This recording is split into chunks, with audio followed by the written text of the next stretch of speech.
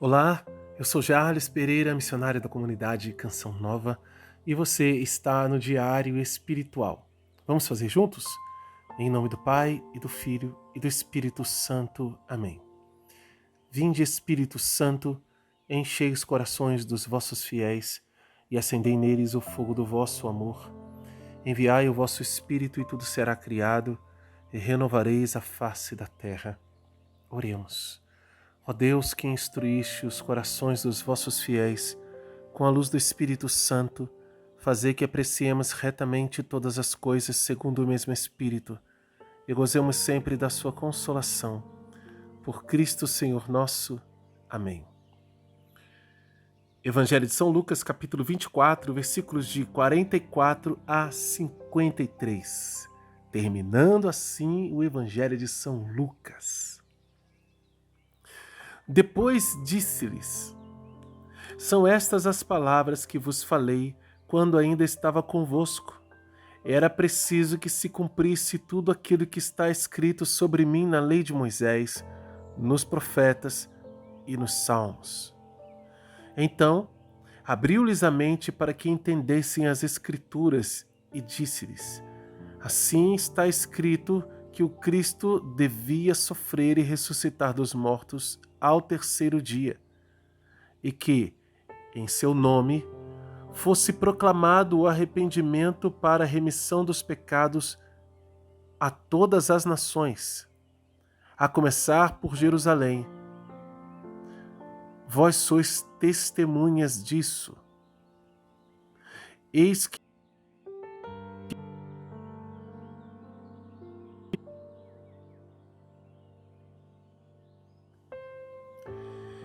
que eu enviarei sobre vós o que meu Pai vos prometeu. Por isso, permanecei na cidade até serdes revestidos da força do alto. Depois, levou-os até Betânia e, erguendo as mãos, abençoou-os. E enquanto os abençoava, distanciou-se deles e era elevado ao céu. Eles ficaram prostrados diante dele e depois voltaram a Jerusalém com grande alegria e estavam continuamente no templo louvando a Deus. Palavra da salvação. Glória a vós, Senhor. Aqui parece que é sequência, e é sequência, né? Mas parece que é tudo no mesmo dia, mas não é no mesmo dia. O dia da ressurreição começa aqui com a visita das mulheres ao sepulcro no início do capítulo 24, e Jesus encontra com os discípulos de Emaús, já está no finalzinho do dia, eles voltam para casa, já está de noite, e Jesus aparece lá, fala com os apóstolos, e aí vem o evangelho que nós estamos lendo hoje. Depois disse-lhes, aí passou um tempão, aconteceu muita coisa. E vai saber por que São Lucas não escreveu mais, né? Talvez pensou assim, poxa, tá grande pra caramba essa carta aqui, não vou escrever mais não. Bom, mas se a gente pegar aqui o Evangelho de São João, né, por exemplo, a gente, entre outros detalhes, vamos pegar aqui depois da ressurreição, sepulcro vazio, a gente falou já a respeito de Tomé, e aí vem aqui o epílogo, né? Vem o epílogo, em que tem a pesca milagrosa lá no lago de Tiberíades. Tem a confirmação do ministério de Pedro, né? Porque Jesus não estava mais morando com os discípulos, com os apóstolos. Depois da ressurreição, Jesus aparecia às vezes, e eles assim começaram a se identificar com essa forma de Jesus aparecer e desaparecer. Jesus está disfarçado, disfarçado de viajante, disfarçado de jardineiro. Jesus está no meio de nós de outra forma. Mas vem o momento da ascensão, que São João não relata aqui. Mas ele relata todos esses fatos que aconteceram. São Lucas, já pula para a ascensão. Vamos lembrar que Lucas não era apóstolo, nem Marcos. São Marcos também não era apóstolo, São Marcos é evangelista. Mas São Marcos traz aqui no capítulo 16 instruções gerais aqui depois da ressurreição de Jesus, que Jesus aparece para Maria Madalena, depois se manifesta a 2 discípulos, que está relatando aqui os discípulos de Emaús. Finalmente ele aparece aos 11, né? Critica ali a incredulidade deles e depois diz: ide evangelizai toda criatura, proclamai a todas as nações, quem crê for batizado. Ele vai falar de tudo que vai acontecer. Eis que estarei convosco todos os dias, até os fins dos tempos. Enfim, e ele vai dizendo que dali os apóstolos seguiram o caminho. E São Mateus termina com a aparição na Galileia e falando dessas realidades de Jesus ressuscitado, né? Falando da astúcia dos chefes judaicos que ofereceram dinheiro para os guardas, enfim. E de fazer discípulos por todas as nações, batizai em nome do Pai, do Filho e do Espírito Santo, né? É na Galileia que Jesus começou, é na Galileia que Jesus terminou o seu ministério. Eis que estou convosco todos os dias, aqui no Evangelho de São Mateus.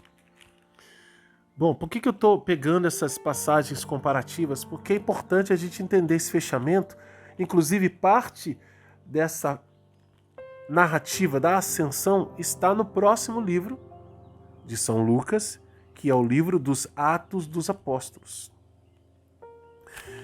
Então é muito importante que a gente entenda que muitos dos relatos posteriores à ressurreição, que nós às vezes ficamos sabendo, vemos em filmes e tudo mais, e que você olha para a Bíblia, mas isso não está na Bíblia. São fruto de evangelhos apócrifos. Não quer dizer que sejam mentiras. O fato de ser apócrifos, chamados assim, significa que não foram reconhecidos como Sagrada Escritura. Não havia unanimidade na igreja em dizer isso aqui é de Jesus. Isso aqui corresponde a algo que você precisa acreditar com todas as suas forças. Então o evangelho apócrifo ele ajuda em detalhes que não são essenciais à fé. Que são importantes até, mas não são essenciais à fé. Você não vai perder a fé, eu ter mais fé em Jesus por causa daquele detalhe. Mas ele pode auxiliar na compreensão de um contexto geral, de um contexto histórico, enfim. E alguns evangelhos apócrifos têm coisas realmente fantasiosas demais e que a igreja disse, olha, parte disso aqui é importante, mas essa outra parte aqui não tem nada a ver com a verdade. Então, né, isso não pode ser provado. Ninguém nunca falou a esse respeito. Por quê? A gente precisa lembrar, e desculpa eu estar me estendendo nisso, que a nossa fé, ela nasceu a partir do judaísmo. E o judaísmo é uma fé de memória, em que aquilo que se conserva na memória é o que se conta e que se transmite. E é muito sagrado. Isso continua na igreja. Por isso que nós podemos sim fazer a experiência concreta de confiar no magistério da igreja e na tradição da igreja, porque ela conserva isso. Enfim, Jesus está aqui dizendo que, mais uma vez, em São Lucas, dentre tantas coisas, tantas realidades que ele podia trazer aqui do que Jesus falou, ele traz só esse trecho que reafirma o que nós temos ouvido. As pessoas precisam acreditar que Jesus é o Cristo e acreditar que ele ressuscitou e que isso era necessário acontecer, que isso tinha que acontecer e que isso sempre foi a vontade de Deus no plano da salvação. Que ele viesse, se desse, se oferecesse em sacrifício por nós. E aí Jesus abre a nossa inteligência para que a gente entenda as Escrituras, que dizem o quê? Olha lá, versículo 46. Assim está escrito que o Cristo deveria sofrer e ressuscitar dos mortos ao terceiro dia, e que em seu nome fosse proclamado o arrependimento para a remissão dos pecados a todas as nações, a começar de Jerusalém. Vós sois testemunhas disso. Veja, princípio eterno, tudo isso aqui, porque é verdade. E aconteceu. Né? Não que fosse uma promessa, sim, haviam promessas, mas ele está dizendo que esse é Jesus. É assim que se reconhece o Messias. A verdade a respeito de Jesus se reconhece por esta lei. E que lei é essa? Ele deve passar por isso. Se você ver alguém que passou por isso, esse é o Cristo. É isso que ele está dizendo aqui, e já disse mais atrás, através dos anjos. Os anjos disseram às mulheres, e Jesus mesmo disse aos apóstolos. Então, essa é a verdade que nós precisamos acreditar. E o versículo 49 está dizendo: eis que enviarei sobre vós o que meu Pai prometeu. É aqui ele resume muito, claro, não é testemunho ocular, aquilo que São João vai falar muito, de maneira grandiosa, nos capítulos 15, 16, 17, ali, 16 e 17, em que ele vai falar da promessa do Espírito Santo, do Paráclito que vai ser enviado. É sobre isso que São Lucas está falando aqui. Essa é a ordem de Jesus, que a gente deve permanecer.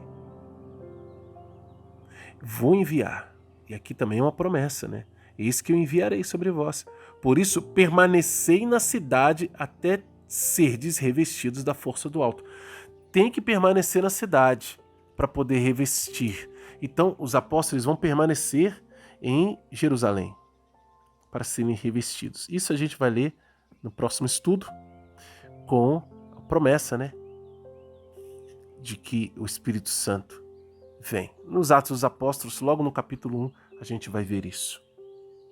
E ele foi para Betânia e lá subiu aos céus e eles o adoraram, se prostraram diante dele e depois voltaram para Jerusalém e eram assíduos ao templo e eles continuavam lá em oração, esperando Jesus, esperando a promessa do Espírito Santo. Vamos anotar no nosso diário? Não tem promessa de Deus, versículo 49, mas também é ordem. Então, versículo 49 é promessa e é ordem. Pode anotar os dois. E o princípio eterno está nos versículos de 45 a 48. Qual é a mensagem de Deus para você hoje? Como colocar isso em prática na sua vida? Anota no seu diário e vamos lutar para viver. Com alegria, quero convidar você, que é novo aqui no canal, a se inscrever, acionar o sino da notificação e deixar um like, porque o seu like evangeliza. Vamos juntos fazer a Bíblia inteira, com a graça de Deus, seguindo este método. A Bíblia no meu dia a dia, de Monsenhor Jonas Abib. Na descrição do vídeo tem as informações que você precisa para fazer esse método direitinho com a gente, tá bom? Então, aqui no canal você vai encontrar todos os livros separados em playlists, organizadinhos para você. Que Deus abençoe. Ó Maria concebida sem pecado, rogai por nós que recorremos a vós.